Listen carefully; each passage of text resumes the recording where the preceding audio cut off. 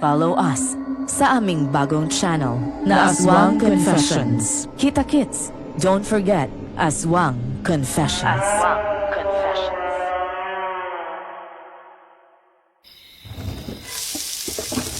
Princess! Hoy! Princess! Nandito ako sa kusina, Eddie! Nang lumingon si Princess, ay nakita niyang susuray-suray na naman na naglalakad ang asawa niyang si Eddie. Alas 7 pa lang ng gabi, pero languna agad ito sa alak. Lasing ka?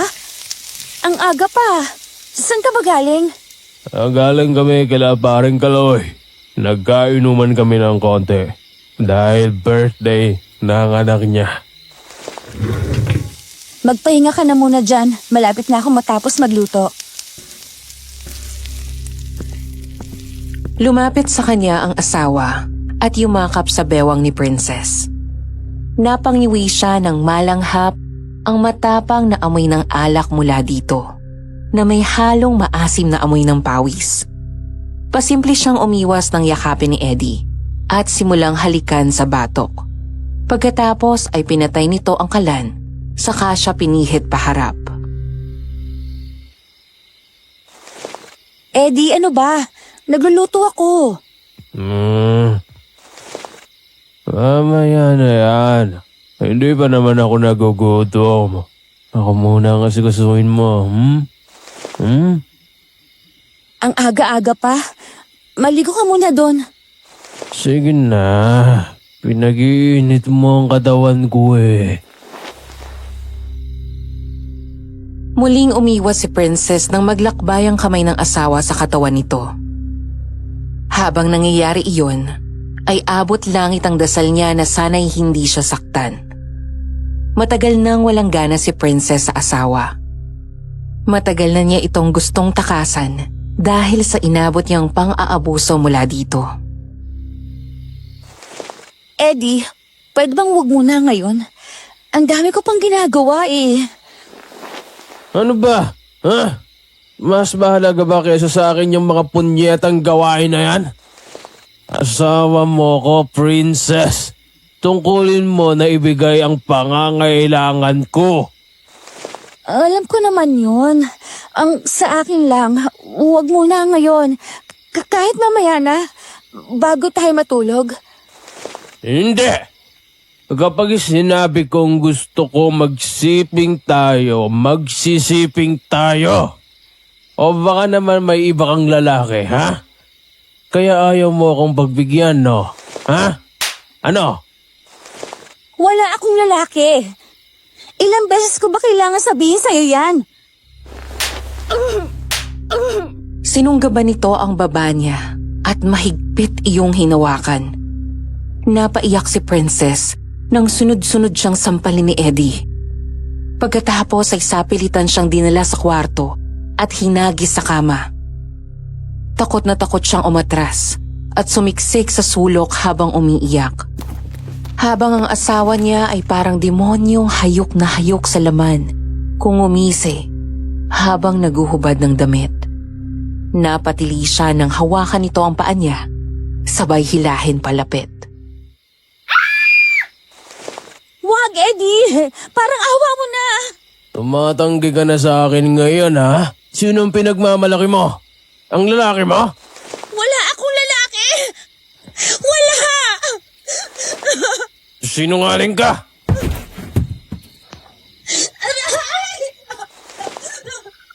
Tama na, Eddie! Nasasaktan ako! Tama na, parang awa mo na!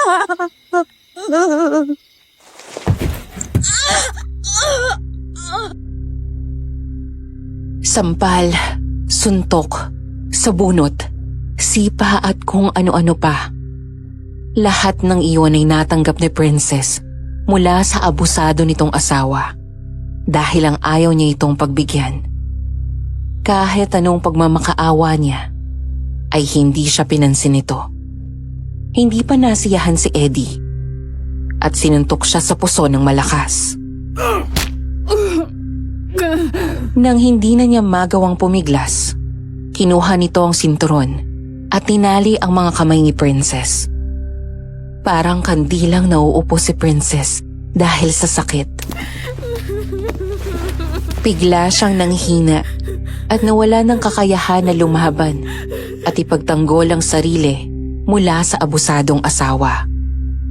Nang matapos ito sa pananakit sa kanya, ay bigla nitong pinunit ang kanyang suot na damit at sapilitan siyang pinadapa at biglang hinila sa buhok. Tama na, Eddie! Wag! Ito ang tatandaan mong babae ka. Asawa mo ko kaya akin ka lang, ha? Kapag sinabi kong gusto kong sumiping sa'yo, sisiping ako. Kapag sinabi kong maghuhubad ka, maghuhubad ka. Ha? Baka nakakalimutan mo. Nasa kalye ka na ngayon kung hindi dahil sa akin. Malaki ang utang na loob mo sa akin kaya wala kang karapatang tumanggi. At itong katawan mo akin nang to. Kaya ibibigay mo ang gusto ko. Nagkakaintindihan ba tayo? Tama na, Eddie! Wag! Mamaya, masasarapan ka rin. Hayop ka! Umiiyak na bumangon si Princess at binalot ng kumot ang hubad at nananakit niyang katawan. Ang katawan niya na puro mga pasa. Sa braso, likod, tagiliran, at hanggang sa mga hita. Ang mukha niya ay namamaga dahil sa paulit-ulit na suntok at sampal na natanggap sa abusadong asawa. Halos magsarado na ang mga mata niya dahil sa maga at black eye. Maingat siyang bumaba sa kama at lumingon sa natutulog na demonyo niyang asawa. Pagkatapos ay nagbihis at kinuha ang isang bag na puno ng kanyang damit at mga importanteng gamit. Saka nagmamadaling tumakbo palabas ng bahay.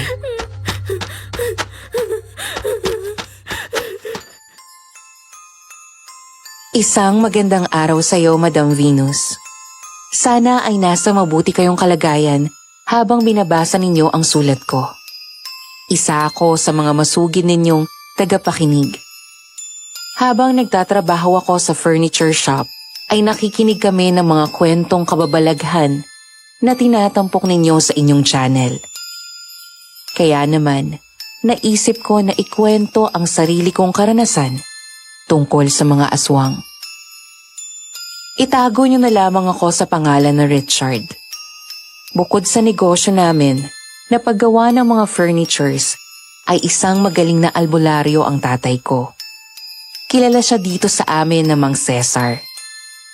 Kaya hindi na bago sa akin na makakita ng mga aswang o kung ano pa mang elemento ng dilim. Hindi na ako natatakot sa kanila at kadalasan ay binabaliwala ko na lang. Hanggang isang araw ay dumating sa bahay namin ang bago namin na kusinera, si Princess.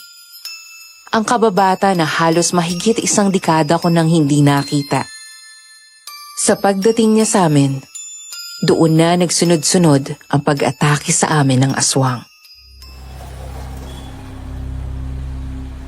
Pasimpleng tumungo si Princess nang mapansin na pinagtitinginan siya ng mga tao. Inayos niya ang hoodie ng suot na jacket at inayos din ang pagkakasukbit ng malaking travel bag sa balikat nito. Bigla siyang nakaramdam ng matinding takot nang mag-ring ang phone nito at nakitang tumatawag ang asawa. Mabilis nitong in-off ang phone at binalik iyon sa bulsa. Naroon siya sa kinalakihan na probinsya. Mahigit 10 taon na mula nang huli siyang makabalik doon. Wala na siyang pamilya o kamag-anak. Wala rin siyang matutuluyan na kaibigan. At hindi sigurado si Princess kung bakit doon niya naisipan na pumunta matapos takasan ng abusadong asawa. Iya, ayos ka lang ba? O ang kailangan mo ng tulong sa kalagayan mo na yan at mukhang naliligaw ka? Natigilan si Princess nang makilala ang may edad na lalaking lumapit sa kanya. Humigpit ang kapit niya sa bag at hindi na napigilan ang sarili na maging emosyonal. Si Mang Cesar, ang tatay ko, ang matalik na kaibigan ng kanyang mga magulang at ninong niya. Ninong Cesar, Kilala mo ako? Tsaka bakit Ninong ang tawag mo sa akin? Sino ka ba, Iha? Ninong, si Princess po ito. Yung anak na panganay ni June at Rosa Alfonso. Ay, Diyos ko, Princess. Panginoon ko, anak. Ano ba nangyari at nagkaganyan ang mukha mo? Hindi kita nakilala. Ninong, kailangan ko po ng tulong nyo. Abay, halika't sumama ka sa akin. Doon tayo sa bahay. Madali ka. Nang makarating si Princess sa bahay namin, ay agad siyang inasikaso ng tatay ko. Naupo sila sa may mesa at doon hinainan ng pagkain at inumin. Ang kwento pa sa akin ni tatay ay nakaramdam daw siya ng awa para kay Princess. Bukod sa hindi halos makilala dahil sa mga sugat, pasa, pangingitim at pamamaga ng mukha, para daw itong isang linggo na hindi kumain. Sige, Iha. Kumain ka lang. Pagpasensya mo na ang luto ko at 2 lang kaming barako ni Richard sa bahay. Walang masyadong marunong magluto sa amin. Ayos lang po. Nang matapos kumain si Princess, ay ginamot ni tatay ang mga sugat at pasa nito sa mukha at mga braso.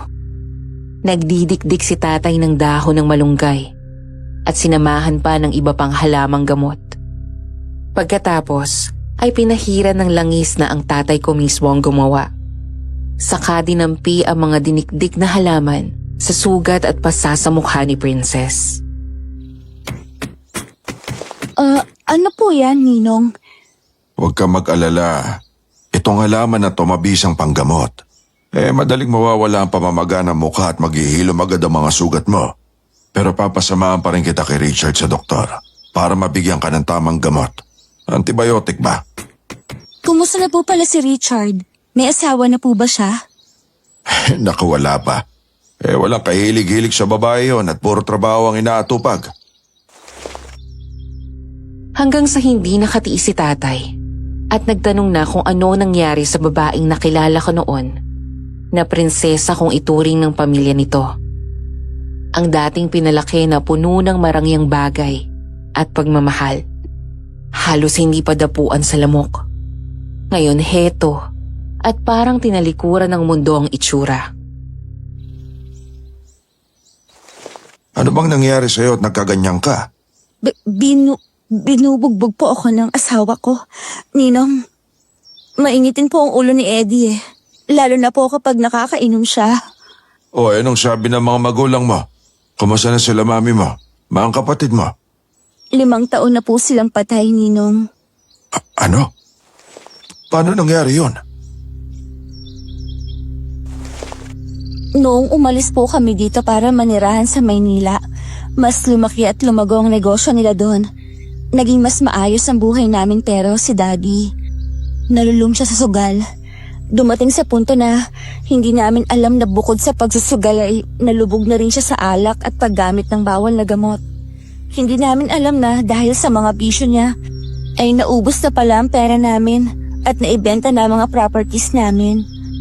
Hanggang sa hindi namin alam na may milyon-milyon utang pala siya sa isang sindikato. Isang gabi, biglang pinasok ang bahay namin ng mga armadong lalaki at pinagbabaril kami. Ako lang ang nakaligtas sa amin pero may tama din po ako ng bala. Hanggang sa nakilala ko si Eddie. Isa sa pulis at tumulong sa akin sa kaso. Nagkagustuhan kami. Okay naman kami sa unang buwan na pagsasama namin. Hanggang sa lumabas ang tunay niyang kulay at kalaunan ay sinasaktan na niya ako. Ay, Diyos ko. Hindi ko alam na ganyang kahirap pala ang nangyari sa buhay niyo doon. Ang buong akala ko maayos ang pamumuhay niyo doon. Hindi ko nga po alam kung bakit ko dito naisipan na pumunta eh. Wala na po akong kamag-anak o kaibigan dito. Ninong, nakikiusap po ako sa inyo. Tulungan niyo ako. Wala na po ako mapupuntahan. Ito lang po ang naisip kong lugar para magtago sa asawa ko. Anak, hindi mo kailangan makiusap. Alam mo naman na parang magkapatid ang turingan namin ni June. Bukas ang tahanan ko para sa'yo. Dumito ka hanggat gusto mo. Salamat po, Ninong. Alam ko na. Marunong ka ba magluto? Opo, Ninong. Marunong po. Masarap po ako magluto at si Mami po mismo nagturo sa akin. Marami po akong alam na lutuin. Mabuti kung ganon. Ganito na lang, Iha. Bakit kaya hindi ka nalang mamasukan dito bilang kusinera namin ni Richard? Total naman, pareho kaming hindi magaling dito sa kusina. Akong bahala sa'yo. Susweldoan kita. Para naman may pagkakitaan ka. Sige po, Ninong. Maraming salamat po. Kasama sa magiging trabaho mo, ang dalang kami ng pagkain tuwing tanghali at merienda doon sa shop namin sa bayan.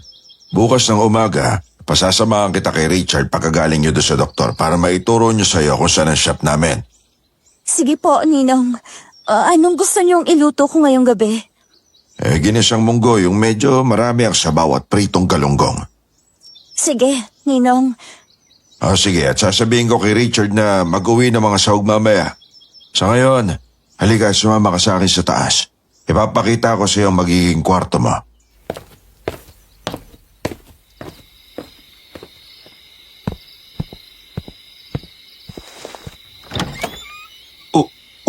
Sino ka? Magdanakaw ka, ano? Pagpasok ko sa bahay, ay nagulat ako nang makitang may babaeng nakatayo at nakaharap sa lababo. Bukod doon ay naamoy ko na rin ang nilulutong kanin. Miss, sino ka? Anong ginagawa mo dito sa bahay namin? Bahagya pa akong napaatras sa gulat nang makita ang mukha nito nang humarap. Daig pa nito ang mukha ng mga boxer na tinalo ni Manny Pacquiao sa dami ng sugat at pasa doon. Dala mo na ba yung sahog ng munggo? Pati yung galunggong? Saka, may magnanakaw ba na nagluluto sa bahay ng ninanakawan niya? Tanga niyo to. Oo. Teka, sino ka ba kasi?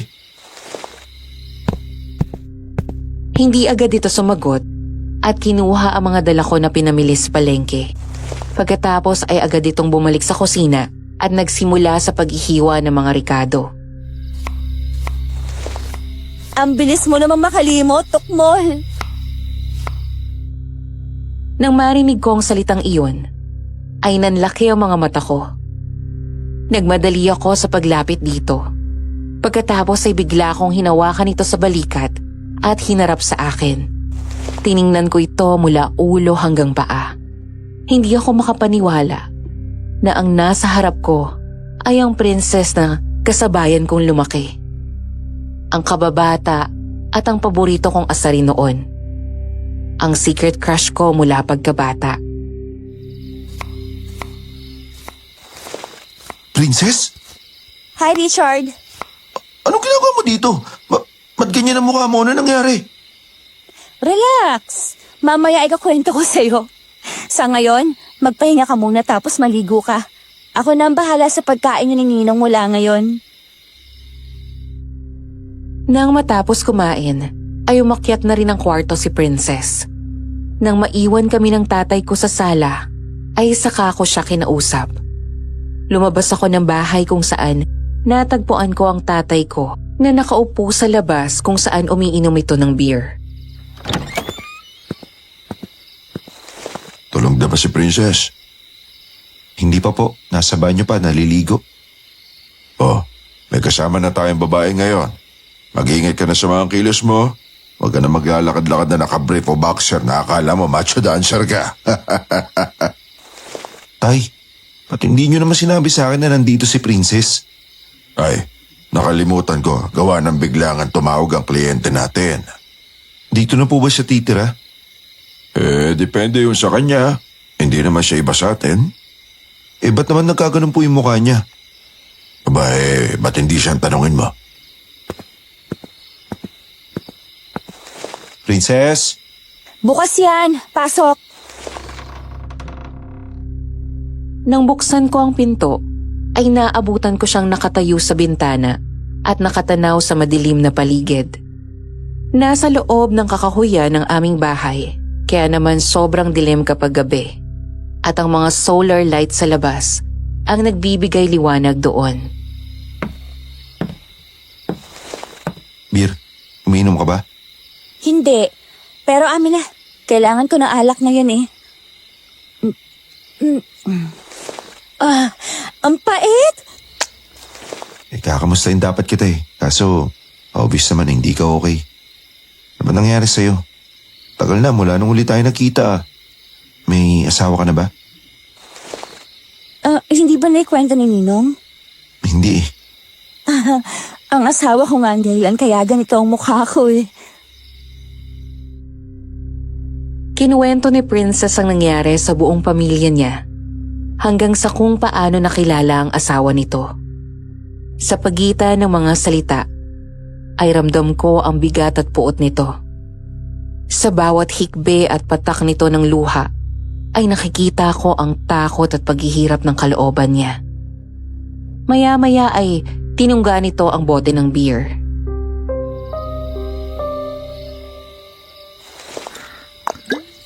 Ay, abusado si Eddie. Kahit tumatanggi ako sa meeting sa kanya, pinapwersa niya ako. Sinasaktan niya ako at tinatali ang mga kamay ko para hindi ako makapalag. Pagkatapos kung ano-anong kababuyan ang ginagawa niya sa katawan ko. Napakahayo pala ng asawa mo. Ayoko nang bumalik doon, Richard.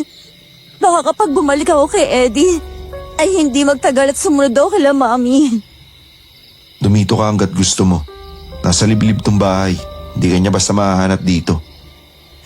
Salamat sa pagtanggap niya sa akin. Ano ka ba? Para ka namang others eh. Alam mo, kahit palagi tayong mag-aaway nun, kababata at kaibigan pa rin kita. Malapit na magkaibigan din yung mga magulang natin. Pangako, hindi ako magiging pabigat dito. Sus, huwag mo nang isipin yun. Eh ikaw, kumusta na? Bakit hindi ka pa nag-aasawa? Wala eh. Wala pa ako nakikitang babae para sa akin. Tsaka, busy kami masyado sa furniture shop namin. Eh ikaw, buti wala pa kayong anak. Kung hindi, baka pati sila binubugbog ng asawa mo. Meron na dapat, dalawa. Pero nawala pareho. Nakunan ako dahil sa pambubugbog niya. Bakit ka naman kasi nagtiis ng 5 taon na ginagawa kang pansimbag? Turingan na pulis. Domestic violence yung ginagawa niya sa'yo. Malaki ang laban mo na maipakulong siya. Malakas ang kapit niya sa mga boss niya eh. Minsan ko nang sinubukan na mag-file ng kaso pero wala rin nangyari. Sa huli, mas lalo niya akong binugbog. Sa kanan kasi wala akong mapuntahan. Nung isang beses na makita ko ang picture natin, saka ko lang naisip na bumalik dito. Kahit na alam kong wala na akong pamilya o kamag-anak na babalikan. Buti na lang talaga at nakita ka ni tatay sa bayan. Huwag ka magalala. Kami ang bahala sa'yo. Basta kung meron kang kailangan, sabihin mo sa akin ha. Salamat, Richard. Sige na, matulog ka na. Busin mo yan para maimbing ang tulog mo. Tsaka sarado mo yung mga bintana. Siguraduhin mong nakalakan mamaya ha. Labas na ako. Okay.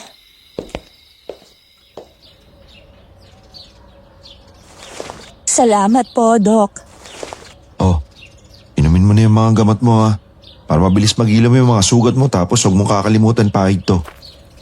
Oo. Pagdating sa bahay, iinom na ako. Teka, dito ka lang at ako na ang bibili sa butika. Tapos, daan tayo dun oh. Kain tayo. Kugutom na ako eh. Doon tayo kakain? Nakakahiya baka pagtinginan ako ng mga tao. Ano naman? Kaya mo sila. Sandali lang, bibili lang ako nitong gamot mo. Habang nasa butika ako, napansin ko na may lumapit na babae dito. Ngumiti ito kay Princess at nakipagkwentuhan.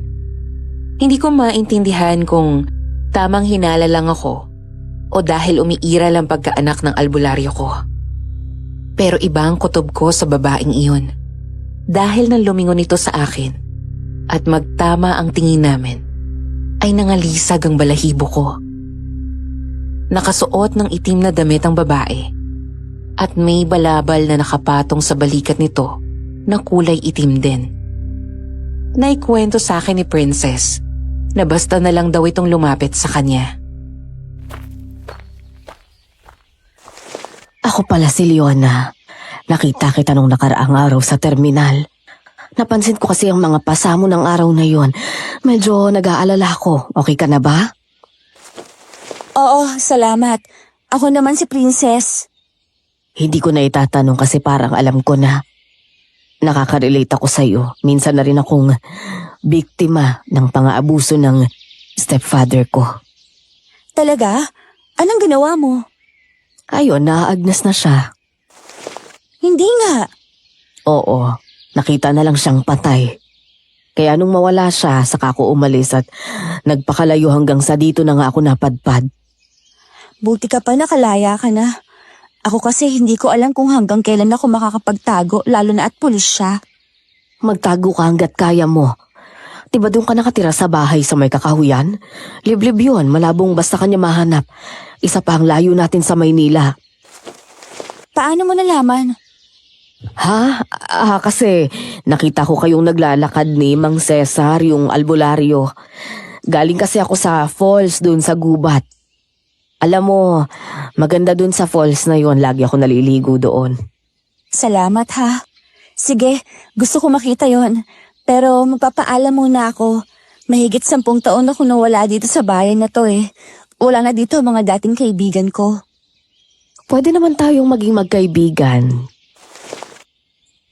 Nang matapos akong bumili ng gamot, ay agad kong binalikan si Princess. Nang makita akong parating ng babae, ay tila bigla itong nagmamadaling umalis. Sino yun? Si Leona, bagong kaibigan. Hoy, Tokneneng, huwag kang paniwalain ha. Ngayon mo lang nakita at nakausap, kaibigan na agad. Baka mamaya, hindi tao yung kausap mo. Ikaw naman tamang hinala, Tokmol. Saka paanong hindi tao? Ano yon, hayop? Mismo. Isang aswang na kaya maganyong tao pero sa gabi kaya niyang maging mabangis na hayop o kaya ipakita ang tunay niyang anyo na aswang. Seryoso ka dyan? Aswang? Dito sa atin? Di ba nabanggit ni tatay sa'yo? May gumaganang aswang dito sa bayan. Bago ka pa dumating, ilan na ang napapatay dito. Kaya ba maraming kung ano-anong nakasabit sa paligid ng bakod hanggang sa mga pinto at bintana sa buong bahay? Oo, pangontra sa aswang yon para hindi sila makalapit. Kaya ikaw, wag na wag kang lalabas sa gabi. Hanggat maaari kung lalabas ka, uuwi ka bago mag alas 5. At kapag hindi maiwasan na gabihin kami sa shop at ikaw lang sa bahay, magsasarado ka agad at wag na wag kang lalabas ng bahay kahit anong mangyari. Seryoso ka naman masyado. Oo na, hindi na. Halika na, umuwi na tayo. Sandali, daan muna tayo sa palengke. At dumating nga ang pagkakataon na ginabi kami ni tatay sa furniture shop. Ayon kay Princess, alas 8 na ng gabi. Tapos na siyang kumain at handa na rin siya sa pagtulog at naghihintay na lamang sa aming pag-uwi. Habang nasa kwarto lang siya at nakahiga at nagbabasa ng libro. Bigla daw nitong naalala ang phone kaya kinuha niya iyon sa cabinet na pinagtataguan at binuksan. Agad pumasok ang mga mensahe ng asawa nito na ang laman ay puro mura at pagbabanta sa kanyang buhay. Galit na galit daw ito sa mga mensahe. Maya-maya ay biglang nagring iyon at si Eddie ang tumatawag. Sa halip na matakot at patayin, ay nanginginig ang kamay na sinagot iyon ni Princess. Princess, mahal. Sa wakas natawagan na rin kita. Ano ba nangyayari sa'yo, ha? Bakit ka umalis ng bahay? Nasaan ka na? Susunduin kita ngayon din. Nasaan ka? Hindi na ako babalik sa'yo, Eddie.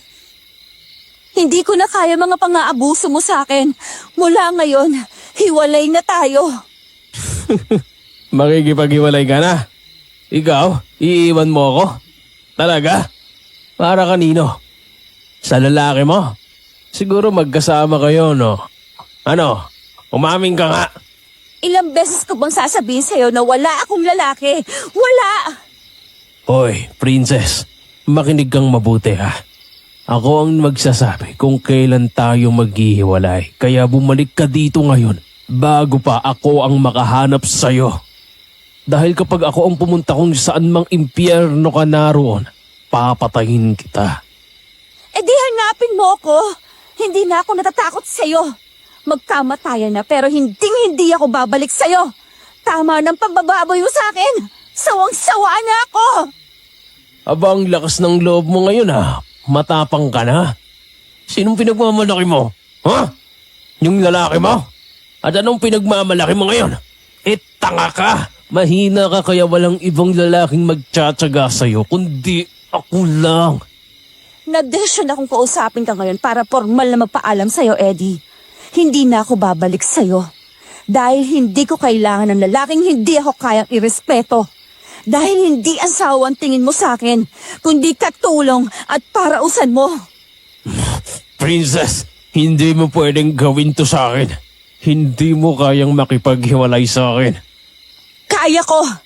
Nagawa ko na nga eh. Princess!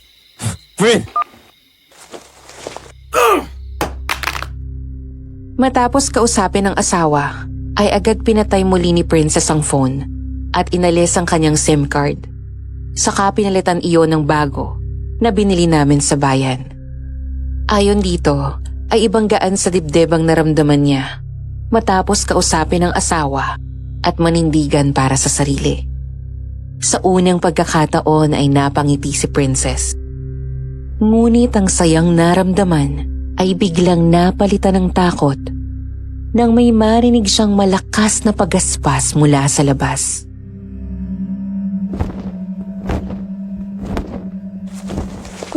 Ano yun? Nakaramdam ng kilabot si Princess nang may kung anong malakas na lagabog ang narinig niya mula sa bubong. Ilang sandali pa ay muli na naman niyang narinig ang malakas na pagaspas sa labas na tila nanggagaling sa isang malaking ibon. Lalong nangalisag ang balahibo sa katawan ko nang makarinig kami ng malakas at nakakatakot na matinis na tawa. Pagkatapos ay umaangil na parang halimaw. Tumayo siya sa kama at bubuksan na lamang ang bintana nang maalala ang mahigpit na bilin ko. Dahil doon ay agad kinuha ni Princess ang phone ko na iniwan ko doon at tinawagan si tatay.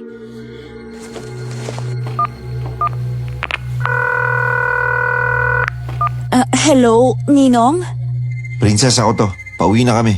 Papasok na kami dito sa kakawian. Bilisan nyo, natatakot ako. Bakit? Ano nangyari? May naririnig akong parang malaking ibon na lumilipad sa labas. Tapos may boses akong naririnig. Nakakatakot yung tawa niya. Parating na kami. Huwag ka magbubukas ng bintana at pinto ha. Tay, may aswang na umaligid sa bahay. Bigla kaming napatakbo ni tatay. Tama ang hinala ko. Nang malapit na kami sa bahay, ay nakita namin sa bubong ang umaaligid na isang manananggal. Kinuha ni tatay ang tirador na nakasabit sa bewang nito, saka ginamit na bala ang mga binilog nitong pinagsama-sama ng mga pangontra ng aswang. Pagkatapos ay tinirador niya ang aswang.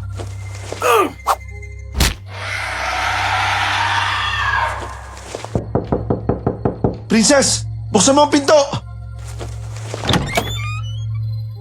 Saktong pagpasok namin sa bakuran, ay binuksan nito ang pinto at agad kaming pumasok sa loob. Nang tingnan ko si Princess, ay nanginginig at namumutla ito sa takot. Nakalapit ba siya dito? Nasaktan ka ba? Hindi naman. Ayos lang ako. Pero ano po ba yung narinig ko? Parang may sumigaw. Manananggal, iya. May umaaligid na manananggal sa bubong nitong bahay. Po? Manananggal? Oo. Hindi niya lang magawang makalapit kahit sa bintana dahil sa mga nakasabit na pangontra. Mukhang naubos na ang insenso natin. Sige po, gagawa po ako agad. Tulungan na kita.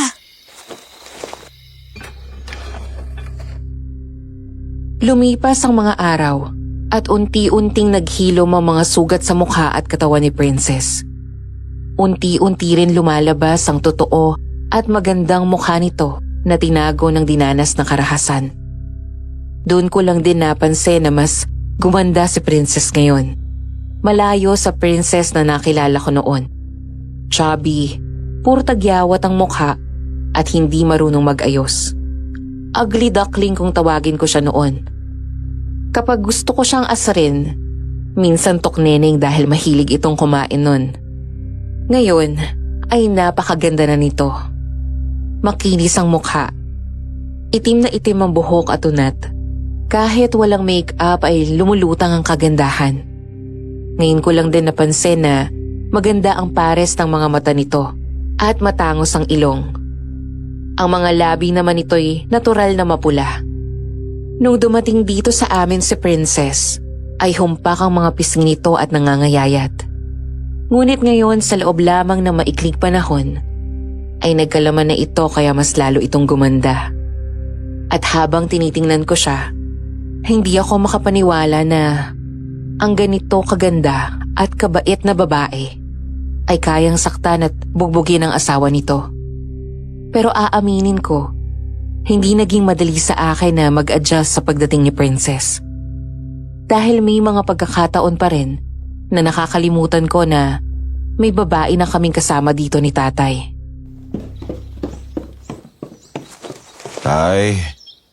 Tay, pupunta pa ba ako sa shop? Good morning! Gising ka na ba? Dahil bagong gising lang ako, pupungas-pungas pa ako nang bumaba mula sa kwarto ko at dumiretso sa kusina. Natigilan ako nang makita ko si Princess na natigilan sabay baba ng tingin sa katawan ko. Bigla akong natakpan ng harap ko nang maalala na naka-boxers lang ako. Sa inis ko ay tumawa ito ng malakas. Kaya napatakbo ulit ako sa taas, saka nagbihis at bumaba ulit. Huwag mo akong simulan ng pangasar ah. Tandaan mo, ikaw ang pikon sa atin noon pa. Napaka-defensive mo. Wala naman akong sinasabi. Wala nga, pero yung tawa mo naman. In fairness ha, mukhang may gandang nagawa yung, alam mo na, yung ginagawa mo nung nahuli kita sa kwarto ni Ninong na nag-aano, habang yung nanonood ng porn. Abot? Hoy, Tok Neneng, para sabihin ko sa'yo ah, matagal ng extra large to. Hindi dahil doon. Talaga ba? Baka nagpalaki ka lang sa doktor kasi naaalala ko. Longganisa lang yan. Hoy, kapal ng mukha mo. Sa halip na mainis, ay natigilan na lang ako at napangiti habang pinagmamasdan ko siyang tumawa ng malakas. Napabuntong hininga ako at umupo sa harap ng mesa. Maya-maya, matapos nitong mahimasmasan sa sobrang tawa, ay naupo ito sa bakanting silya sa harap ko. Bumilis ang pintig ng puso ko nang nagpangalumbaba ito at ngumiti sa akin, saka tiningnan din ako. Mas bagay sa'yo nakangiti. Mas lalo kang gumaganda. Aba, himala. Tinawag mo akong maganda. Eh dati kung hindi Tok Neneng, ugly duckling o kaya pangit ang tawag mo sa akin. Siyempre, nangaasar lang ako sa'yo nun. Paano? Tinatawag mo akong tukmol. Eh tukmol ka naman talaga eh. Alam mo ba ang ibig sabihin ng tukmol? Yun ang tawag sa mga taong tamad, walang silbi o walang alam. Ang tamad-tamad mo nun kaya palaging nagrereklamo si Ninong kay Daddy eh. Hindi ka tumutulong sa gawain bahay tapos tamad ka rin mag-aral. Di yata talaga ako para sa pag-aaral eh. Matalino ka naman eh. Wala ka lang tiyaga nun. Tingnan mo nga sa math, di ba? Lagi ang taas ng score mo. Pero, okay ka na ba? Ay, oo. Okay na. Nakakalimutan ko na unti-unti ang nangyari. Ayoko na rin balikan pa eh. Mas gusto ko na lang na umusad sa buhay. Sana hindi ako matuntun ni Eddie dito. Matuntun ka man niya dito, hindi niya magagawa dito ang ginagawa niya sa'yo. Dito ka pinanganak. Bayan mo to kaya ipagtatanggol ka ng mga tao dito, lalo at kilala pa rin ng daddy mo dito hanggang ngayon. Natatakot lang ako, Richard. Paano kapag dumating siya dito na wala kayo at makuha niya ako? Di mangyayari yun, Princess. Hindi kita ibibigay sa kanya. Bahay mo na to at kami na ang pamilya mo. Hindi kami papayag ni tatay na makuha ka niya, no? Salamat, Richard. Sige na. Pagkatapos natin mag-almusal, tulungan kita sa mga gawain dito sa bahay. Kusinera ka lang dapat dito pero pati paglilinis ginagawa mo na. Tapos pumunta tayo sa bayan para mamalengke, ha? Okay.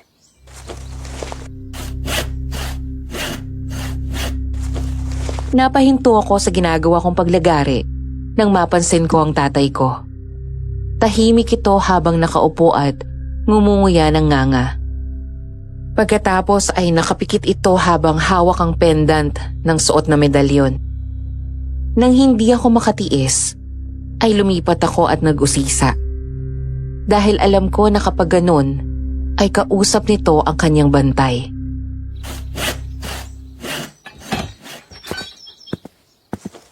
Tay, may problema ba? Nagdadasal lamang ako, anak. Tila may gustong ipaiwatig ang mga espiritu. Ano pong ibig niyo sabihin? Isang biyaya ang parating ngunit pagdadala din yun ng matinding panganib. Kanino po yung biyaya na yun? Sa atin po ba? Kay Princess, nagdadalang tao siya. Po? Yun ang binubulong sa akin ng ating bantay. Kaya kailangan ay mas doble ang ating pag-iingat sa kanya. Malakas ang pang-amoy ng mga aswang sa mga babaeng nagdadalang tao. Asahan mo na ang mga panggugulo nila sa mga susunod na araw. Pero hindi lang ang panganib ng aswang ang naghihintay sa kanya, maging ang kanyang asawa. Gagawa siya ng matinding gulo at kapag hindi natin siya prinotektahan, may mangyayaring masama kay Princess. Naintindihan ko po. Sasabihin na po ba natin sa kanya? Huwag natin siyang pangunahan. Ang gawin mo mula bukas ay manatili ka sa bahay at bantayan mo siya. Doon mo gawin ang mga trabaho mo dito. Opo, tay. Matapos iyon ay bumalik na ako sa trabaho. Mga mahigit 1 oras din ang lumipas. Napangiti ako matapos huminto sa paglalagari ng kahoy nang makita na parating si Princess. Dala ang pagkain namin para sa tanghalian. Lumingon ako sa tatay ko matapos akong sikuhin ito ng mahina. Anak, dahan-dahan sa pagngiti. Nahalata ka na may gusto sa kanya eh. Tay naman, no? Di Ay naku anak, kilala kita. Sa dami ng mga dalaga nagpapapansin sa iyo dito, kahit kailan, hindi ka tumingin at ngumiti ng ganyan sa isang babae. Tanging kay Princess lang. Tatay talaga, Ano nung napapansin niyo eh. Hindi kita adlangan kung talagang gusto mo siya. Kaya lang, kailangan tibayin mo ang loob mo. Alam mo naman ang problema niya. Komplikado pa ngayon ang buhay niya. Wala naman po akong balak dumagdag sa problema niya, tay. Gusto ko siya. Kahit ng mga bata pa kami. Hindi ko lang inasahan na babalik ang nararamdaman ko nung bumalik din siya. Ninong! Richard! Heto na yung pagkain nyo. Sakto, gutom na ako. Ikaw, kumain ka na? Oo, bago ako umalis, kumain na ako. Anong niluto mo? Yun, nadali mo. Tara tay, kain na tayo. Kinagabihan ng araw na iyon, nagkataon na ginabi kami ng uwi dahil sa pagkakaantala ng delivery ng mga orders na furniture sa aming mga kliyente. Ayon mismo kay Princess, habang nanonood ng TV at naghihintay sa aming pag-uwi, ay may narinig daw siyang tinig sa labas. Hininaan pa daw niya ang volume ng TV at pinakinggang mabuti. Princess, anak, halika nga dito. Tulungan mo ako dito sa mga dala ko. Ninong? Princess, halika muna dito at lumabas ka riyan. Bubuksan na sana nito ang pinto, pero nag-alangan nito nang maalala ang mahigpit kong bilin. Hindi na dapat nito bubuksan ang pinto nang muling narinig ni Princess ang boses ni tatay na galit. Princess, ano ba't ang tagal mo dyan? Halika, sabi dito sa labas eh. Opo, nandyan na po, Ninong. Mabilis na lumabas ng bahay ng bakuran si Princess. Nagtaka pa daw siya dahil pagdating doon ay wala doon sa labas si tatay. Ninong? Ninong, nasa na kayo? Nang hindi nakita ni Princess sa tapat ng bahay si tatay, ay naglakad-lakad pa daw siya sa paligid para hanapin ito. Kaya naman, gano'n na lang ang kanyang pagtataka nang hindi niya makita ang hinahanap. Hanggang sa biglang nag-ring ang kanyang phone at sinagot iyon nang makitang ako ang tumatawag. Hello, Richard? Nasaan ka? Pauwi na. Eto, maglalakad na papunta dyan. Ang akala ko sa shop ka matutulog. Hindi ka kasi sumabay kay Ninong pauwi. Ha? Ano sinasabi mo? Si Ninong kasi, nandito na. Tinawag nga ako eh. Nagpapatulong at marami daw siyang dala. Kaso, wala na nandito sa paligid. Hinahanap ko. Saan kaya nagpunta yun si Ninong? Princess, ano bang ibig mong sabihin? Nandito si tatay at kasama ko. Sabay kaming umuwi galing sa pag-deliver namin ng mga orders. Ha? Talaga ba? Seryoso ka? Pero, rinig ko talaga na boses ni Ninong yun. Madali ka, anak. Pumasok ka sa bahay ngayon din. Dahil hindi ako narinig mo. Nilalansi ka ng aswang at ginaya niya ang boses ko. Pumasok ka na, bilis! Parating na kami!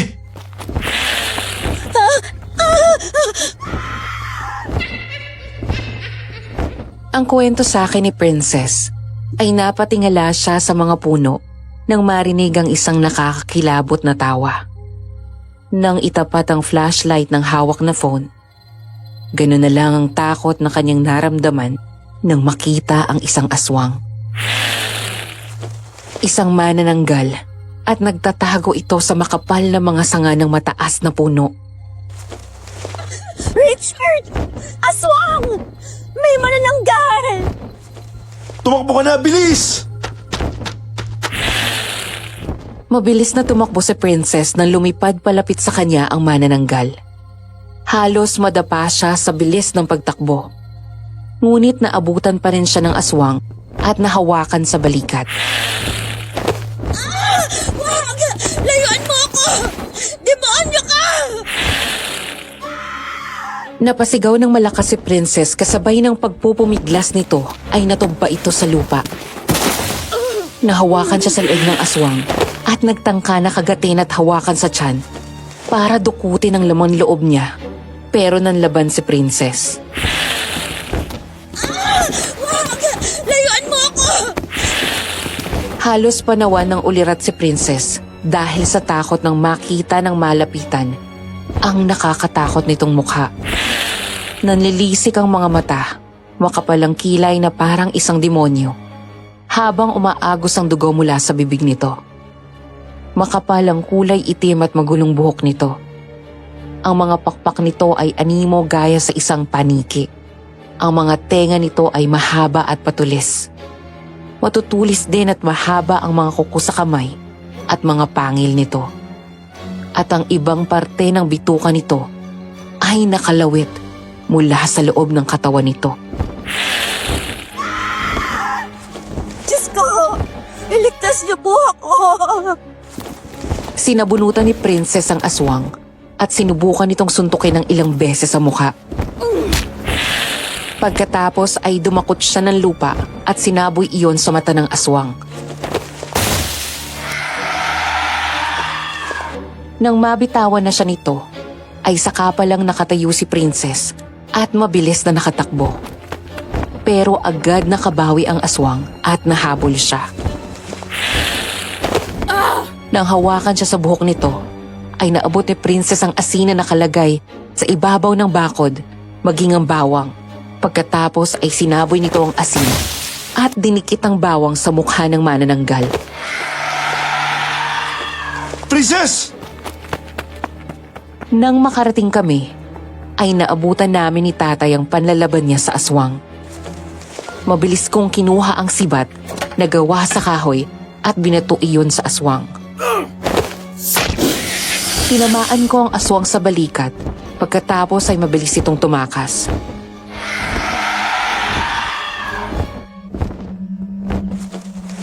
Nang tumingin sa amin si Princess, ay napalis ang takot sa mukha nito at napangiti.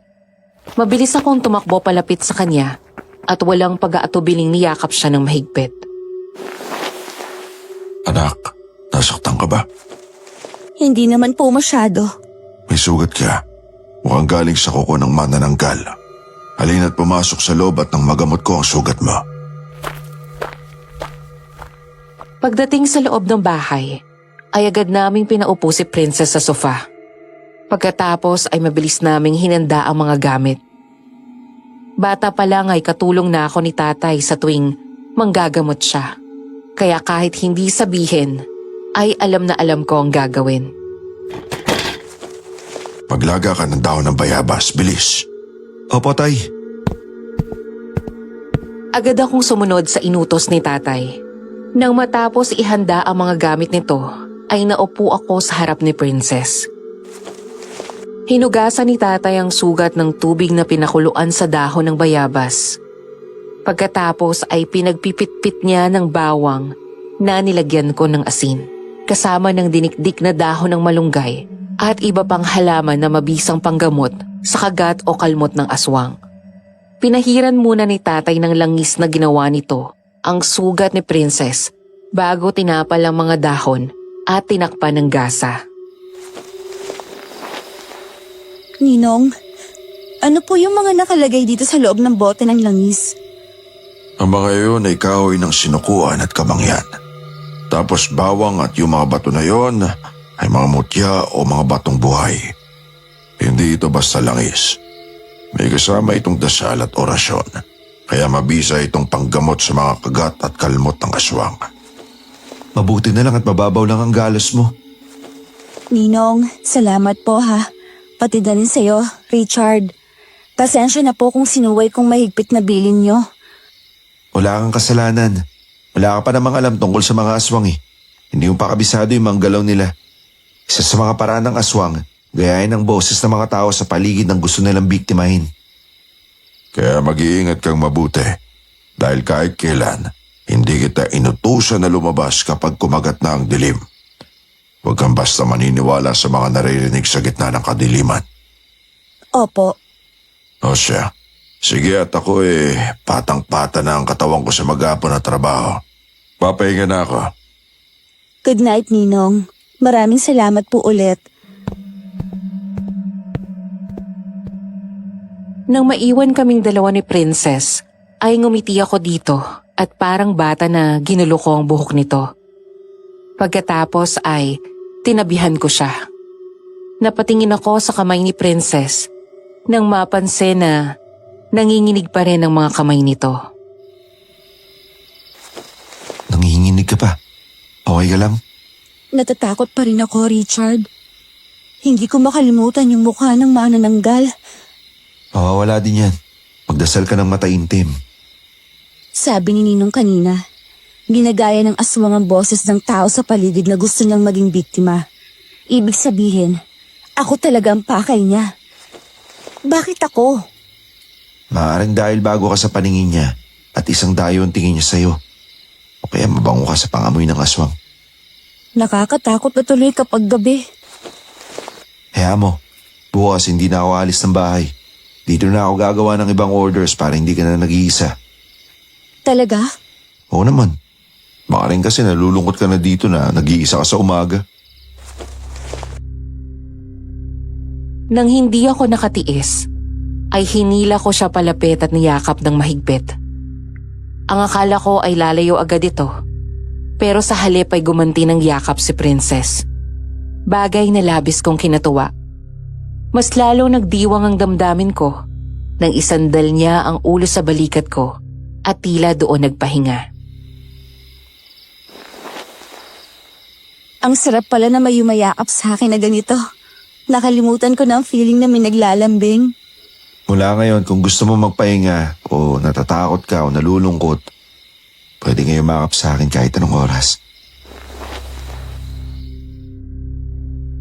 Sa mga nakalipas na araw, ay napansin ko na napapadalas ang pagsama ng pakiramdam ni Princess. May mga pagkakataon pa na kailangan ko pa siyang tulungan at alalayan sa pagluluto dahil madalas na nakakaramdam siya ng pagkahilo. Alam ko na ang dahilan ng lahat ng iyon ay ang pagdadalang tao niya. Hanggang isang umaga ay saglit ko siyang iniwan para pumunta sa shop at may kukunin akong materyales.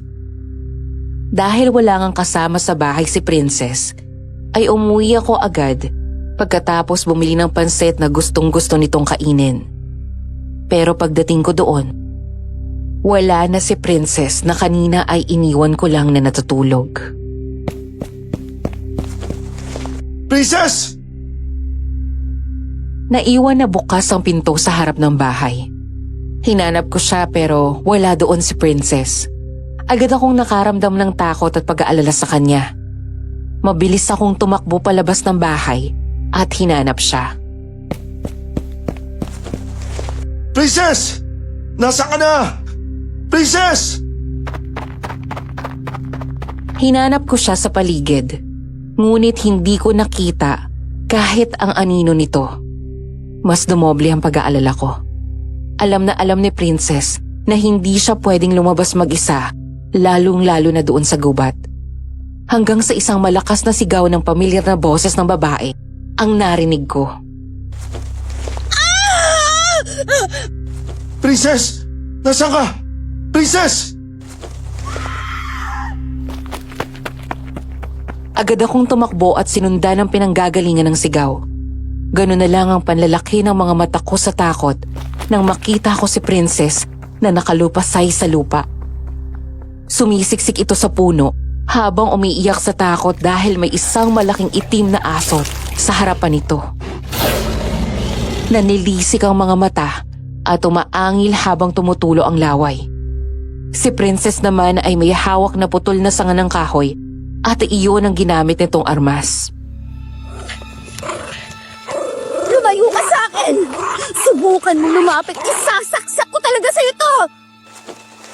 Agad akong dumampot ng malaking bato at binato iyon sa malaking itim na aso. Tinamaan ito kaya mabilis itong napaatras. Gulat na lumingon si Princess sa akin at doon ako tumakbo palapit. Tinago ko siya sa likod ko at binunot ang itak. Ang harapin mong demonyo ka. Si Leona! Yung babaeng nakilala ko sa bayan! Naging malaking asong itim siya! Sinasabi ko na nga ba eh.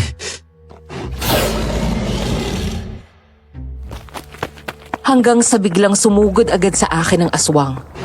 Naitulak ko palayo si Princess at ako ang natalunan nito. Nagpambuno kami ng malaking itim na aso at nabitiwan ko ang itak. Panayang tangka nito na sagpangin ako sa leeg. Pero napigilan ko iyon nang maabot ko ang isang malaking sanga ng kahoy at sinanggalan ko iyon sa bibig ng aswang. Pagkatapos ay hinila ko ang suot kong kwintas na may medalyon na isang mabisang pangontra sa aswang. Saka iyon dinikit sa noo ng malaking itim na aso. Dahil doon ay lumayo ito sa akin. Saka ko nadampot ulit ang itak at tinara ko iyon sa tagliran nito.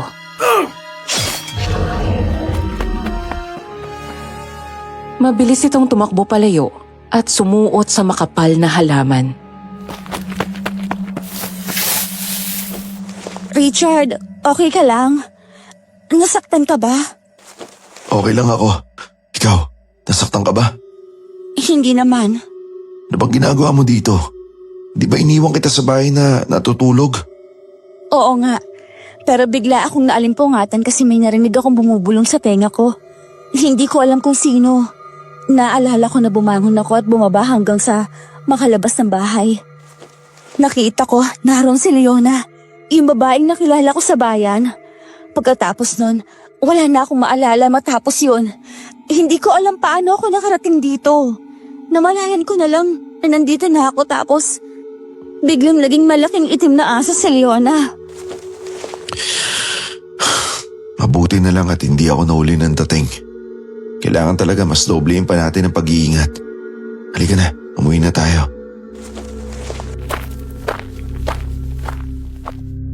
Eksaktong katatapos lang ng ginagawa kong furniture ay siyang dating naman ni tatay mula sa bayan. Habang si Princess naman ay kakatapos lang din magluto. Mula doon sa labas ay naaamoy namin ang mabangong niluto nito. Bigla ay nakaramdam ako ng gutom kahit na kumain kami ng merienda kanina. Nako, napakasarap naman ng amoy na yan. Ay, Ninong, nare na po pala kayo. Sakto katatapos ko lang po magluto. Maligo na ho muna kayo para kapag kumain na tayo, presko na ang pakiramdam nyo. Magpupunas lang muna ako ng katawan at maghuhugas ng kamay. Gutom na ako. Bigla akong ginutom sa naaamoy ko pagpasok dito sa bahay. Para pagkatapos ko maligo, matutulog na rin ako. Sige po, maghahain na ako. Richard, maghugas ka na rin ng kamay mo. Nang makaupo kami ni tatay, ay saka hinain ni Princess ang pakbet Tagalog at pritong isdang tilapia. Namilog ang mga mata ko, kaya agad kaming nagsimula ng kumain. Masarap magluto si Princess. Mula nang maging kusinera namin ito, ay mas tumaba ako.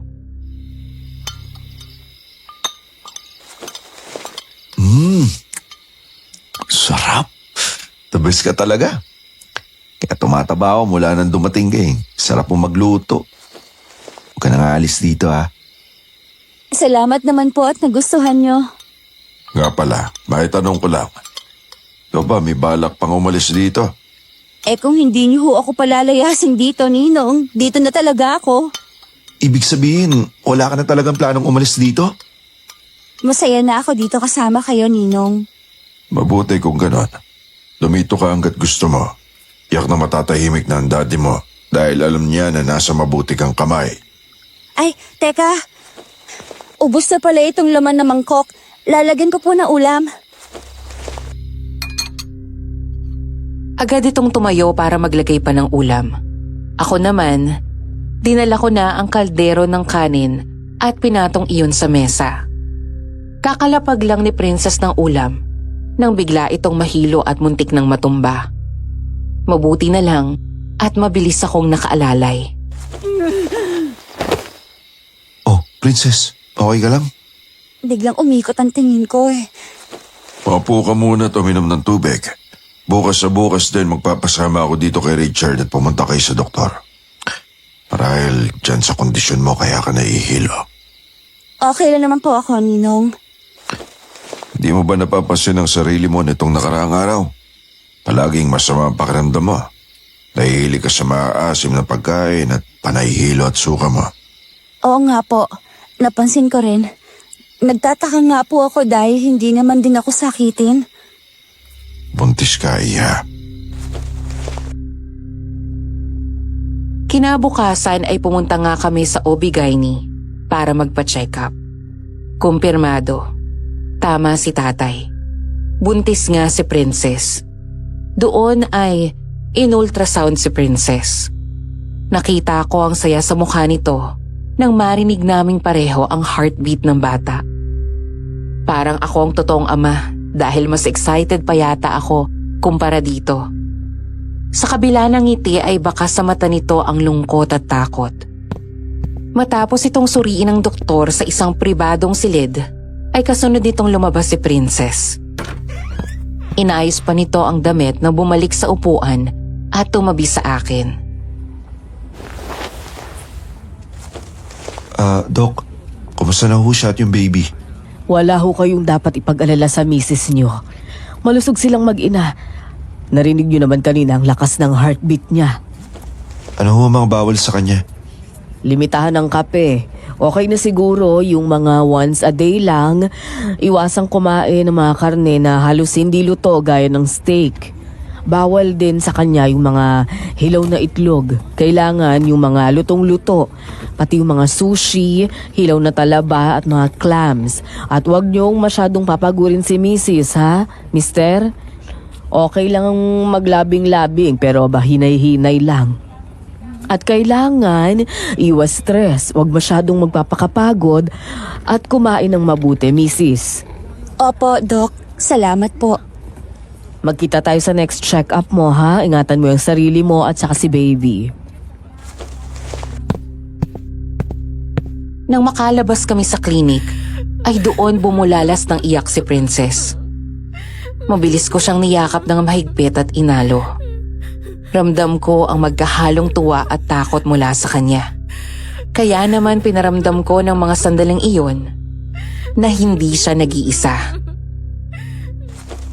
Anong gagawin ko, Richard? Paano ko bubuhayin ng batang to? Ayokong malaman ni Eddie na buntis ako dahil baka mas lalo niya akong hanapin at kunin. 2 beses na akong nakukunan dahil sa pambubugbog niya. Ayoko nang mawala ulit ngayon ang anak ko. Hindi na mangyayari yung kinatatakutan mo. Nandito na ako. Hindi ko kayo pababayaan ng anak mo. Ako ang tatayong ama niya. Ha? Anong ibig mong sabihin? Makakuhin ko ang bata na parang akin. Kung papayag ka. Richard, ayokong maging Mamaya sa bahay. Doon tayo mag-usap. Halika na. Umuwi na tayo. Habang naglalakad kami, ay huminto ito at may inamoy. Pagkatapos ay lumingon ito sa paligid. Hinahanap ang pinanggagalingan ng amoy ng masarap na pagkain na iyon. Ang bango! Amoy lumpiang toge! Gusto ko noon, Richard! Sige, bili tayo. Doon yung naamoy mo yung lugawan na yon. Ayun! Sa kalugaw! Bili tayo ng lumpiang toge. Samahan mo na rin ng toko at baboy at lugaw. Palagyan mo ng dahon ng sibuyas at fried garlic, ha? Tapos nilagang itlog. Saka chili sauce. Pasusunod po, ma'am. Dito ka lang ha. Pabalik ako agad. Bibili lang ako. Iniwan ko si Princess para bumili ng lugaw nito. Habang naghihintay sa order kong pagkain, wala akong kamalay-malay sa nangyayari. Ang kwento sa akin ni Princess, habang hinihintay ako nito, ay biglang may lumapit na lalaki at hinawakan siya ng mahigpit sa braso. Nanlaki daw ang mga mata niya sa gulat nang makita ang abusadong asawa. Nanlilisik ang mga mata nito sa galit habang mahigpit ang kapit nito kay Princess. Pagkatapos ay nagsimulang magtalo ang dalawa. Sinasabi ko na nga ba't dito lang kita makikitang babae ka eh. Bitiwan mo ako, Eddie! Halika na, umuwi na tayo. Hindi ako sasama sa'yo! Hiwalay na tayo! Walang maghihiwalay. Hindi ako papayag na umalis ka. Kaya sa ayaw at sa gusto mo, uuwi na tayo. Hindi ako sasama sa'yo! Ayoko na sa'yo! Hindi na kita mahal! Tapos na ako sa panahon na naging mahina ako at hinahayaan ko lang na bugbugin mo ako! Ganun ah. Malakas na ang loob mo. Richard! Napakunot-noo ako nang bigla akong makarinig ng isang sigaw ng babae.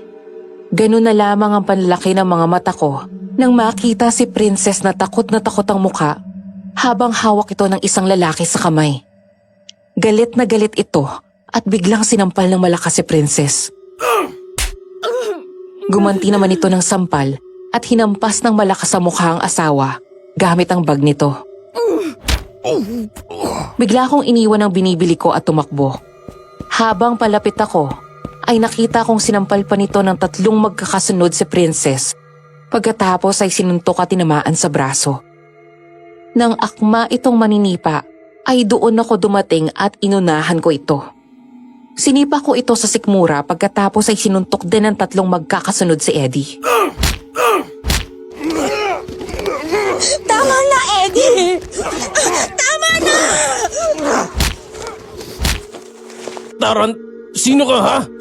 Kang nangingialam dito, asawa ko to! Gago ka pala eh. Kung asawa mo siya, bakit mo sinasaktan? Wala ka nang pakialam doon. Gagawin ko kung anong gusto ko sa kanya dahil asawa ko siya. Ang sabihin mo, duwag kang hayop ka. Dahil babae lang ang kaya mo. Sige, subukan mo ako. Ako ang harapin mo. Tama na, Richard. Pakiusap. Huwag mo na siyang patulan. Pulis siya. Baka kung anong gawin niya sa'yo. Hindi ako natatakot sa kanya. Ano? Siya ba? Siya ba ang pinagmamalaki mo? Kaya malakas na ang loob mong labanan ako ah. Sinasabi ko na nga ba't may lalaki ka eh. Alam ng Diyos na wala akong lalaki sa loob ng 5 taon na pagsasama natin. Kahit na palagi mo akong binubugbog at binababoy, naging tapat ako sa'yo. Pero mas mabuti nga naman lalaki na lang ako. Dahil kahit sinong babae ang maging asawa mo, mas gugustuhin niya lang sumama sa ibang tao na mas kaya silang pahalagan at irespeto kaysa manatili sa demonyong tulad mo. Ano nangyayari dito? Princess, ito ba ang asawa mo? Opo, Ninong. Hoy tanda! Huwag kang makialam dito ha. Baka hindi mo nalalaman kung sino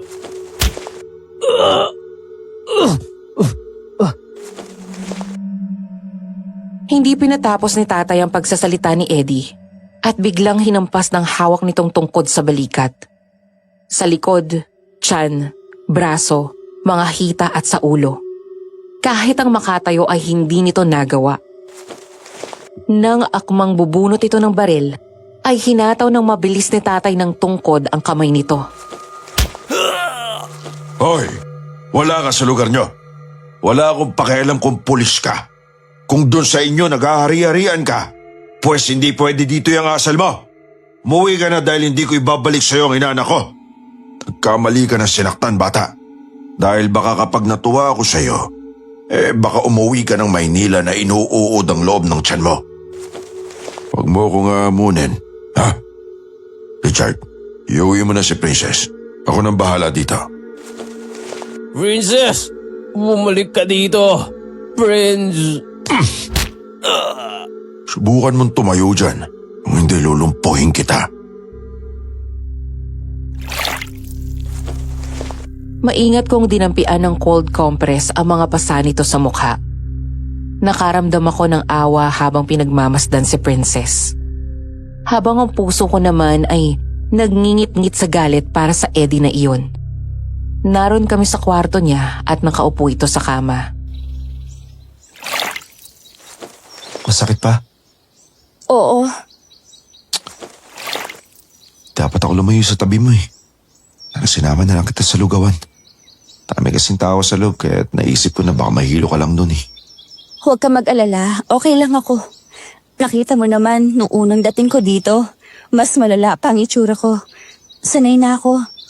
Hindi dapat kinakasanayan yung ganitong klase ng pang-aabuso. Ito na ang uling beses na masasaktan ka niya. Maraming salamat sa pagtatanggol mo sa akin. Sabi ko naman sa'yo, di ba? Hindi kita pababayaan. Hindi na kita ibabalik sa hayop na yun. Kaya ni sinabi ko sa'yo kanina, aakuin ko ang bata. Ako ang kagigisnan niyang ama. Aalagaan ko kayong dalawa. Richard, hindi mo obligasyon to. Alam ko, pero gusto kong maging obligasyon to. Kung hindi niya kaya magpakaasawa at ama sa inyo, ako gagawa nun. Bakit mo ba ginagawa to? Di pa ba halata? Mula nang dumating ka dito, nagkaroon na ng ibang kulay ang buhay ko. Masaya ako nakikita at nakakasama ka. Masaya ako kapag masaya ka at mas doble ang sakit na nararamdaman ko kapag nasasaktan ka. Mga bata pa lang tayo, gusto na kita. Hindi ko akalain na pagbalik mo sa buhay ko, mabubuhay din yung dating pagtingin ko sa'yo.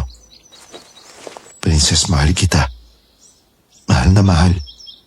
Pero kasal pa rin ako kay Eddie. Wala akong pakialam. Maghihintay ako hanggang sa maging legal yung paghihiwalay nyo tapos pakakasalan kita. Pero Rich, Hindi ko pinatapos ang sinasabi ni Princess at hinalikan ko ito sa labi. Sa halip na itulak ako, ay hindi ito kumibo na parang nakikiramdam. Maya-maya ay nilayo ko ang aking mukha at sinalubong namin ang tingin ng isa't isa. mali ito, Richard. Ang alin? Tayo? Bakit? Naman tama.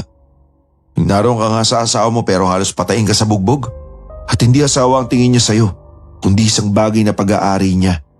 Gagawin niya ang gusto niya sa'yo kahit ayaw mo. Hindi ka nire-respeto.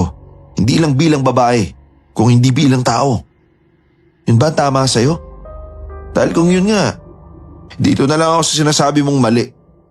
Oo, siguro nga mali dahil kasal pa kayo. Pero wala akong pakialam.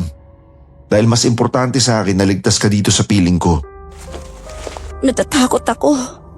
Hanggat nandito ako, wala kang dapat ikatakot. Okay? Kaya kong harapin ang kahit na sino para sa'yo. Hindi ka dapat na ganun yung trato sa'yo ng Eddie na yun. Maganda ka at mabuti kang tao. Deserve mo yung taong mas kaya kang mahalin at alagaan. Yung ituturing ka na hindi lang bilang prinsesa, kung hindi isang reyna. Yung taong igagalang ka bilang babae at irerespeto ka bilang tao. Princess, kaya kong ibigay yun sa'yo. Sa baby mo. Natin. Palalaki natin siya na puno ng pagmamahal at malayo sa karahasan. Halagaan ko kayong dalawa. Magiging mabuting asawa at ama ako sa inyo. Nang muli ko siyang halikan, nagdiwang ang damdamin ko nang sa wakas ay gumanti na ito ng halik at yumakap ng mahigpit sa akin. Mula noon ay pinangako ko sa sarili ko na ibibigay at ipararanas ko kay Princess ang klase ng pagmamahal na nararapat sa kanya. Hello, mahal ko? Hello, mahal. Kababalik lang namin ni tatay galing sa pag-deliver. Pauwi na kami dyan. Sige, maghahain na ako ng mesa. Nakasarado na ba yung mga bintana at pinto dyan sa bahay? Oo, kanina pa. Hintayin mo kami, ha? Okay, sige. Nang matapos kaming mag-usap, ay napalingon ako kay tatay nang humawak ito sa braso ko. Nagtaka ako dahil may takot sa mukha nito. Habang ang mga paa ay mabilis ang bawat hakbang. Magmadali tayo, anak. Kailangan makarating tayo agad sa bahay. Bakit po? May binulong sa akin ng bantay. May nakaambang panganib sa buhay ni Princess. Nagmadali kami sa pag-uwi. Ang hindi ko alam na matapos naming mag-usap ni Princess ay doon na dumating ang panganib na tinutukoy ni tatay. Ayon kay Princess, nasa kusina ito at naghahanda na ng mesa nang may biglang malakas na kumalabog sa pinto. Sino yan? Lumabas ka dito, Princess! Buksan mo tong pinto! Diyos ko, si Eddie! Buksan mo, sabi to eh. Nakaramdam ng takot si Princess nang tuluyang masira ni Eddie ang pinto. Napaatras siya at pasimpleng kinuha ang 2x2 sa sulok. Napatingin siya sa hawak na baril nito. Nakalaunan ay agad na tinutok sa kanya. Habang ang mukha ay galit na parang sinapian ng demonyo. Anong akala mo, hindi kita maahanap, ha? Mabuti na lang at nilapitan ako ng kaibigang mong si Leona. Lumayas ka na dito, Eddie! Pinapahamak mo lang ang sarili mo! Dahil hindi taong nakausap mo kung hindi isang aswang! Aswang! Mas matakot ka sa akin dahil mapapatay talaga kita kapag tumanggi ka na naman sumama sa akin. Ilang beses ko bang kailangan sabihin na tapos na tayo? Hiwalay na tayo! Hindi ko na kayang sikmurain ang mga pananakit at pang-aabuso mo sa akin! Papatayin muna kita bago ka mapakinabangan ng ibang lalaki. Bakit? Ha, Eddie? Masakit ba sa ego mo? Hindi ka makapaniwala na kaya kitang palitan? Anong akala mo? Na magiging kawawa ako kapag nilayasan kita? Na para bang sa'yo umiikot ang buhay ko? Nagkakamali ka! Matagal na kitang hindi mahal. Matagal nang huminto ang mundo ko sa pag-ikot sa'yo. Mula ng unang araw na pinagbuhatan mo ako ng kamay, hindi na asawang tingin ko sa'yo, kundi hayop! Pero sa kabila ng lahat, nanatili ako sa tabi mo at hindi kita iniwan sa pag-asa na magbabago ka. Pero hindi! Naturingan kang pulis at nakapagpatupad ng batas, pero ikaw mismo ang lumalabag doon! Talagang matapang ka, ha? Akma sanang sasampalin ni Eddie si Princess nang mabilis nitong nadampot ang kutsilyo at tinutok iyon. Nagulat ang lalaki sa ginawa nito. Maya-maya ay umagos ang luha ni Princess, sabay hawak sa puson. Subukan mo saktan ulit ako dahil mapipilitan akong saktan ka. Huwag mong isipin na hindi ko kaya dahil lahat gagawin ng isang ina para lang protektahan ang kanyang anak. Ah, buntis ka? Oo! At hindi ko hahayaang mawala na naman to dahil sa pambubugbog mo. Ipapanganak ko ang baby ko at sisiguraduhin kong hindi ikaw ang kikilalanin niyang ama. Ayokong lumaki siya at malaman na abusado at demonyo ang tatay niya. At sino ang kikilalanin ng ama niya? Ang lalaking yon? Oo! Dahil mas karapat dapat siya kesa sa'yo. Punyeta ka, papatayin talaga kita. Walang sino man ang pwedeng makinabang sa'yo. Biglang napatungo si Princess nang paputukin ni Eddie ang baril. Agad niyang dinampot ang kahoy at malakas iyong pinalo sa lalaki. Agad tumakbo si Princess palabas pero naabutan siya ni Eddie.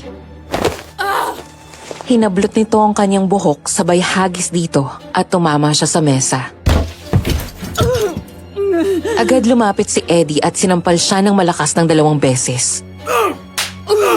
Muli nitong hinablot sa buhok si Princess, pagkatapos ay kinaladkad palabas ng bahay. Habang pilit pumipiglas, ay nadampot nito ang isang malaking bato. Nang sapilitan siyang patayuin ni Eddie, ay agad niyang pinukpok iyon sa ulo at nabitawan siya nito.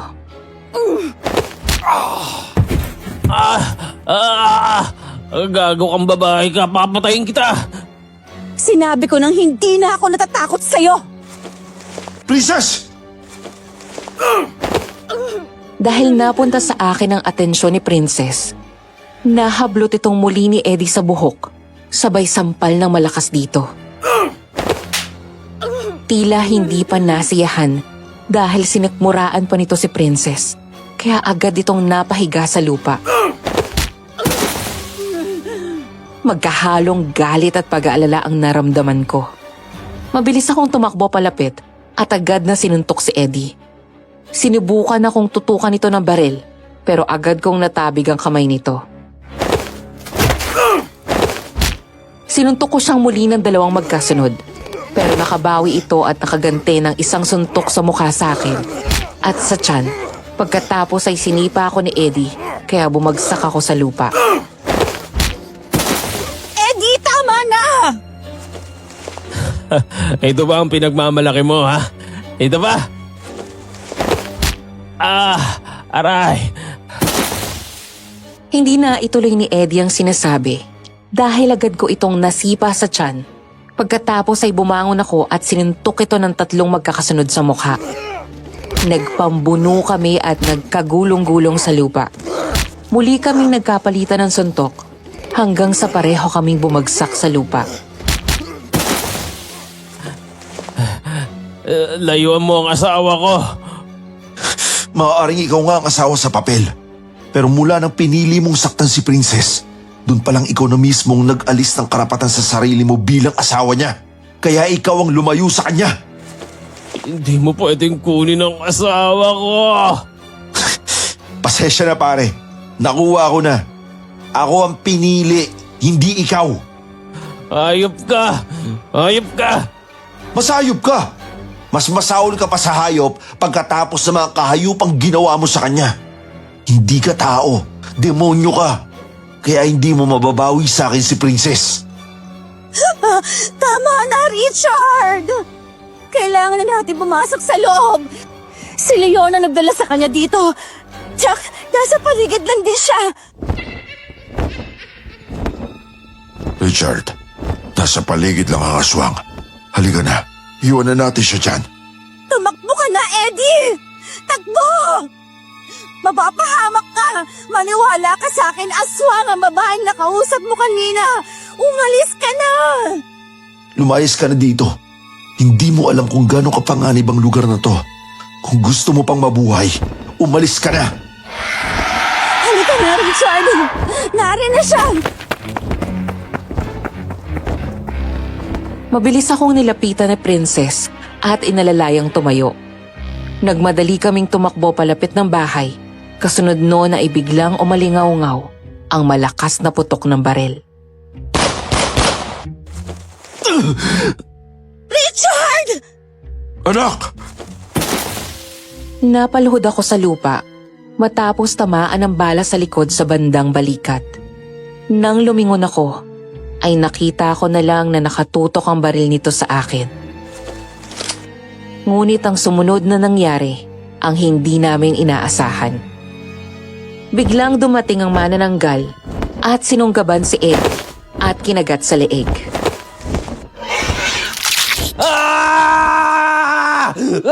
Tulong! Maligno! Ninong, si Eddie! Hindi pa nasiyahan ng manananggal at bigla nitong dinukot ang tiyan nito. Agad kinuha ni tatay ang kahoy na sibat pagkatapos ay umusal ng panalangin sa Latin. Matapos iyon ay tumakbo ito palapit sa aswang. Bago pa makalapit si tatay, ay nakita na ito ng aswang at agad sinugod ang tatay ko. Sinabuyan ito ng asin ng aswang at holy water. Richard, sunugin niyo ang kalahati ng katawan niya. Bilis!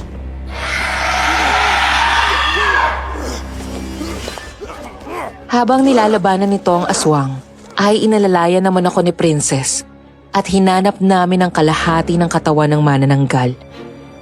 Nang makita namin ito sa likod ng isang malaki at mataas na puno, sa tulong ni Princess ay binuhos nito ang kinuha kong gasolina at pagkatapos ay sinindihan ito.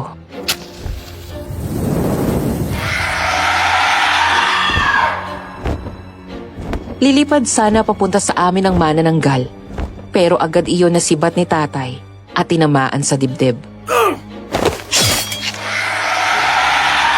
Pagkatapos ay kinuha nito ang baril ni Eddie at binaril ito ng 3 beses ang aswang. Agad itong nahulog sa lupa at makailang sandali pa ay tuluyan nang namatay. Matapos iyon, ay agad kaming bumalik ni Princess.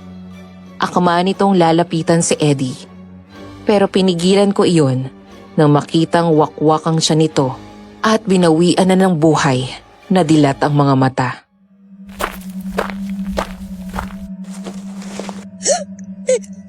Eddie! Isang buwan na ang lumipas mula nang mamatay si Eddie at ang aswang. Mula noon ay natahimik na si Princess maging ang bayan namin. Isang hapon, paglabas ko ng bahay, ay naabutan ko siyang nasa hardin at nagmamasid sa paligid. Mahal, ayos ka lang ba? Oo, nagpapahangin lang ako. Kumusta na palang balikat mo? Masakit pa ba yung sugat mo? Hindi na, ayos na. Magaling na to. Nilapitan ko si Princess at hinawakan ko sa kamay. Nang maupo ako sa mahabang upuan na gawa sa kahoy, hinila ko siya at pinaupo ko sa hita ko. Pagkatapos ay marahan kong hinimas ang maliit pa nitong tiyan. Napansin ko mula nung mamatay si Eddie, di mo na siya binabanggit pa. Wala na siya. Hinayaan ko lang na matahimik na rin siya. Kahit kailan hindi mo pa sinabi sa akin kung anong naramdaman mo nung nawala siya. Tapatin mo nga ako, mahal. Gusto ko lang maging totoo ka sa akin. Di naman ako magagalit. Mahal mo pa rin ba siya? Pagkatapos mawala ni Eddie, may mga pagkakataon na naririnig kitang umiiyak eh. Matagal ko na siyang hindi mahal. Kahit na ganun siya, hindi ko kailanman hiniling na mapahamak siya. Aaminin ko, tinutukan ko siya ng kutsilyo pero pangdepensa ko lang yun para hindi niya kami masaktan ng baby ko. Pero kahit nananakit siya, hindi ko ginusto na mamatay siya sa ganung paraan. At kahit na ganun siya, asawa ko pa rin siya. Nalulungkot lang ako na Sa ganito natapos ang lahat pero hindi ibig sabihin ay mahal ko pa rin siya. Kaya ako umiiyak. Sino nang mahal mo? Gusto mo lang marinig eh. Sige na. Hindi pa naririnig sa'yo na sinabihan mo ako na mahal mo ako eh. Hoy, ang kapal mo. Kakasabi ko lang kagabi bago tayo matulog eh. Iba yun, kahapon pa yun. Iba yung ngayon, no? Sige na nga. I love you, I love you, I love you. Sarap naman maglambing ng mahal ko. Dahil dyan, yeah! Richard, ibaba mo nga ako. Aliga, pumasok na tayo sa loob. Pagkakataon na natin na tayong dalawa lang at wala si tatay. Makakapag-ingay tayong dalawa. Baka dumating si Ninong. Mamaya pa yun. Kaya lagot ka sa akin ngayon. Pasisigawin na naman kita.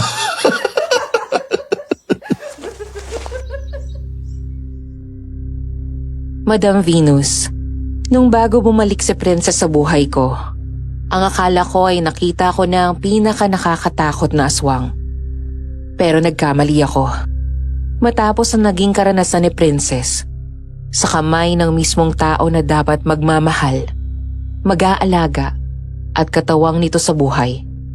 Doon ko napagtanto na minsan, mas nakakatakot pa ang kapwa natin tao kaysa sa mga aswang. Mga taong parang hindi mga tao kapag nanakit at handang pumatay para lang sa pansariling interes. Sa ngayon ay tahimik na ang buhay ni Princess kasama ako. Matapos ang 1 taon ay nagpakasal kaming dalawa. 3 na rin ngayon ang aming anak. Si tatay naman ay nag-retire na sa pagiging albularyo. 3 kami ngayon na namamahala sa lumalaki naming negosyo habang busy siya sa pag-aalaga sa kanyang mga apo. Sana ay may natutunan ng inyong mga tagapakinig sa kwento ni Princess. Sa mga tulad niya na biktima ng pang-aabuso, sana ay matuto kayong lumaban at manindigan sa inyong sarili. Huwag ninyong hayaan na may taong magpaparamdam sa inyo na mahina kayo at wala kayong kwenta. Babae ka, maganda ka, mahalaga ka kaya lumaban ka. Hanggang dito na lamang at maraming salamat sa inyong lahat. Nagmamahal, Richard.